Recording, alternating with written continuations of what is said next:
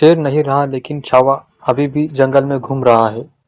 या डायलॉगने सुरू झालेला छावा चित्रपटाच्या ट्रेलरने अंगावर काटा आणला होता. चित्रपटाचा टीजर आणि त्यानंतर आलेल्या ट्रेलरनंतर अख्ख्या महाराष्ट्रासह देशाला सिनेमाच्या प्रदर्शनाची प्रतीक्षा होती. ट्रेलरमध्ये विक्की कौशल आणि अक्षय खन्नाच्या डायलॉग आणि ॲक्टिंगने प्रेक्षकांना भुरळ पाडली होती. सिनेमाची कथा कशी असेल, त्यांची मांडणी कशी असेल, त्याचे डायलॉग कसे असतील याची उत्सुकता प्रेक्षकांना होती. चित्रपट आता प्रदर्शित झाला आहे, त्यामुळे चित्रपट नेमका कसा आहे यावर आपण एक नजर टाकूया. दिग्दर्शक लक्ष्मण उतेकर याने छत्रपती संभाजी महाराजांचा इतिहास रुपेरी पडद्यावर उतरवण्याचे शिवधनुष्य हाती घेतलं होतं.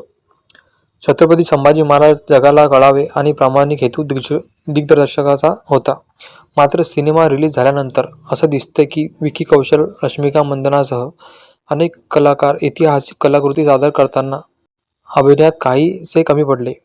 छत्रपती संभाजी महाराजांच्या भूमिकेत विक्की कौशल आणि महाराणी येसूबाई यांच्या भूमिकेत रश्मिका मंदाना दिसत आहेत, तर औरंगजेबाच्या भूमिकेत अक्षय खन्ना दिसत आहेत. अजय देवगणच्या जबरदस्त आवाजात सिनेमाची सुरुवात होते.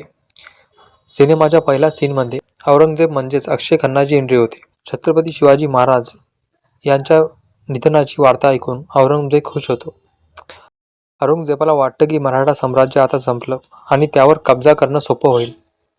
मात्र औरंगजेबाच्या स्वप्नाचा क्षणात चुरडा करत छत्रपती संभाजी महाराज बाळापूरहून आक्रमण करत मुघलांच्या सैन्याला धूळ चारत. ट्रेलरमध्ये हा सीन दाखवण्यात आला होता. संभाजी महाराजांच्या या आक्रमणानंतर औरंगजेबाचा तिळपापड होतो आणि तो संतापून मराठा साम्राज्य नष्ट करण्याची शपथ घेतो. सिनेमाच्या सुरुवातीलाच हा मोठा सीन आहे. छत्रपती संभाजी महाराजांचा चित्रपट म्हणून प्रेक्षकांच्या खूप अपेक्षा त्याकडून होत्या. मात्र सिनेमातील डायलॉग कुठेतरी मार खाताना दिसेल. महाराजांचा इतिहास उभा करताना प्रत्येक डायलॉगवर टाळ्या पडतील अशी अपेक्षा होती.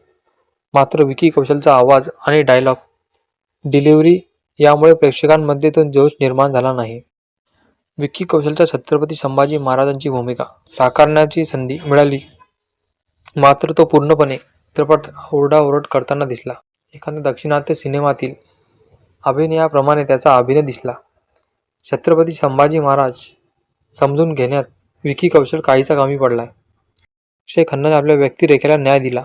आपल्या अभिनयातील ताकद त्याने पुन्हा एकदा दाखवून दिली. चित्रपटात त्याचे संवाद कमी असले तरी जेव्हा तो बोलतो तेव्हा तो खूप संयमीपणे बोलतो. त्याचे संयमी आणि शांतपणातून औरंगजेबाची दहशत कळते.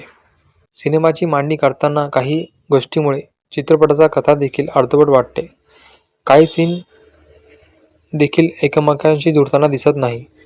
अनेक ॲक्शन सीन हॉलिवूड चित्रपटातील सीनप्रमाणे वाटतात, तर बॅकग्राऊंड म्युझिक देखील प्रभाव पडताना दिसत नाही. त्यामुळे अपेक्षाचा ओझं घेऊन जाणाऱ्या प्रेक्षकांची काहीशी निराशा सिनेमावर पाहिल्यानंतर होऊ शकते. आपला व्हिडिओ कसा वाटला कमेंट करून नक्की सांगा. धन्यवाद. आपला व्हिडिओ